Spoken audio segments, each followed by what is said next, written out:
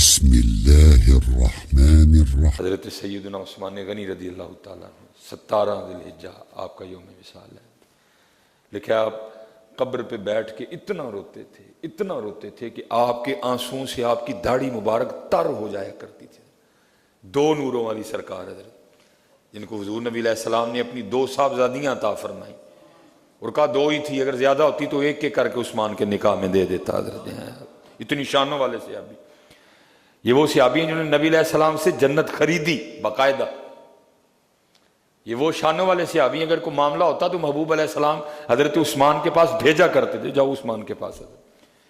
اور پھر بعد میں صدیق اکبر رضی اللہ تعالیٰ عنہ، حضرت عمر فاروق کا بھی یہی معمول رہا، اگر کوئی معاملہ ہوتا نا فرمایا کرتے تھے جاؤ عثمان کے پاس حضرت۔ اتنے سخی تھے حضرت، اتنے کریم تھے حضرت عثمان غنی رضی اللہ تعالیٰ عنہ۔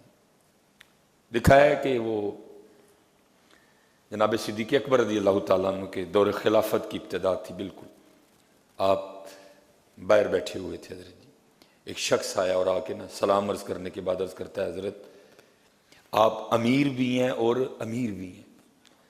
پہلے امیر سے مراد کیا مسلمانوں کے امیر ہیں، اور دوسرے امیر سے مراد آپ دل کے بھی امیر ہیں۔ بعض دفعہ لوگ امیر تو ہوتے ہیں، دل کے امیر نہیں ہوتے ہیں۔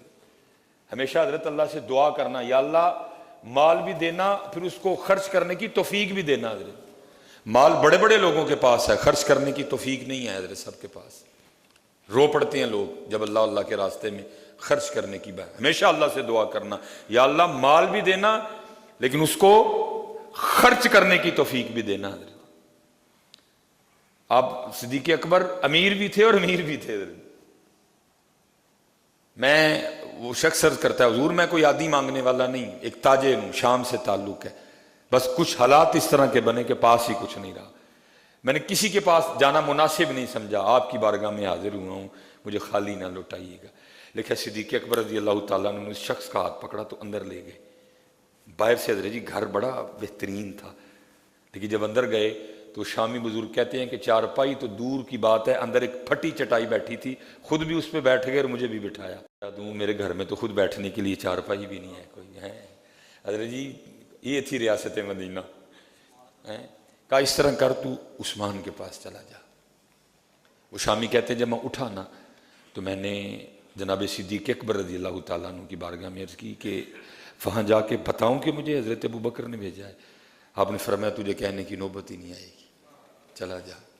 اب وہ شامی بزرگ کہتے ہیں جب میں حضرت عثمان غنی رضی اللہ تعالیٰ عنہ کے گھر پہنچا نا تو اب وہاں جا کے کیا سنتا ہوں، آپ اپنی بیوی اور بچوں کی تربیت فرما رہے ہیں، اور کیا کہہ رہے ہیں، یہ تم دودھ میں شہد ڈال کے کیوں پیتے ہو؟ خبردار آج کے بعد دونوں کو اکٹھا نہ کرنا، اگر شہد پینا ہے تو صرف شہد پیو، اگر دودھ پینا ہے تو صرف دودھ پیو، خبردار آج کے بعد دونوں کو اکٹھا نہ کیا جائے۔ اب وہ شامی بزرگ کہتے ہیں میں باہر کھڑا سن رہا تھا، میں نے کہا حضرت ابوبکر صدیق رضی اللہ تعالیٰ نے ان کے پاس بھیجا ہے، اور ان کا حال تو یہ ہے اپنی بیوی اور بچوں کی اس بات پہ بھی تربیت فرما رہے ہیں کہ تم دودھ اور شہد اکٹھا کیوں کرتے ہو؟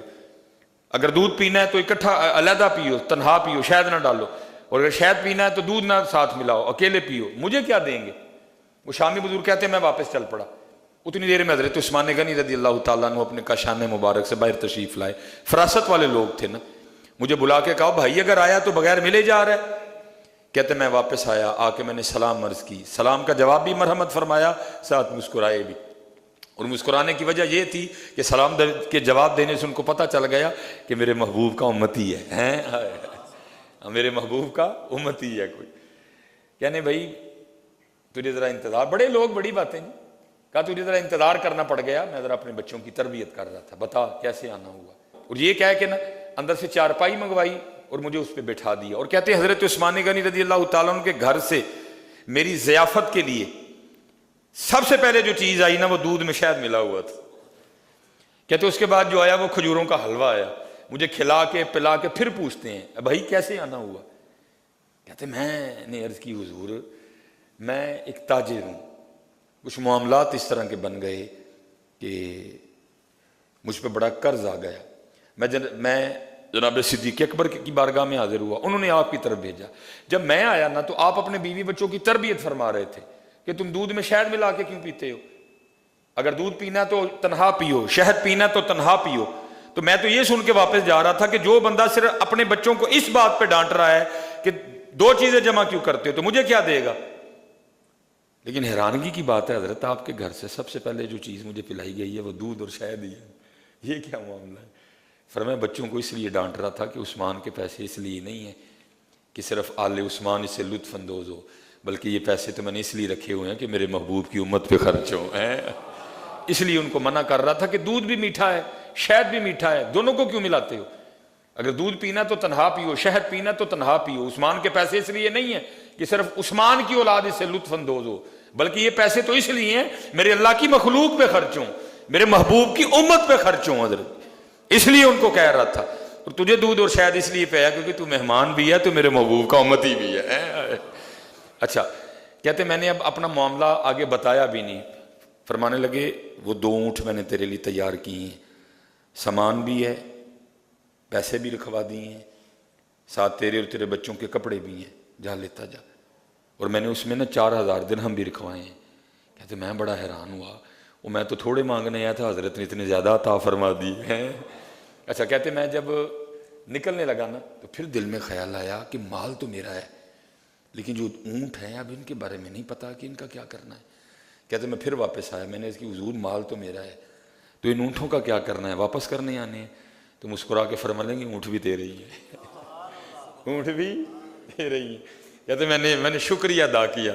تو آگے سے مسکرا کے فرمانے لگے میرا شکریہ نہ ادا کر، شکریہ ادا کرنا تو جا کے ابو بکر کا ادا کر. ہے یار اگر مال دیا نا اللہ نے تو اس کو خرچ بھی کرنا اللہ کی مخلوق پہ، نبی علیہ السلام کی امت پہ، کیونکہ مال بڑے بڑے لوگوں کے پاس ہے، خرچ کی توفیق نہیں ہے.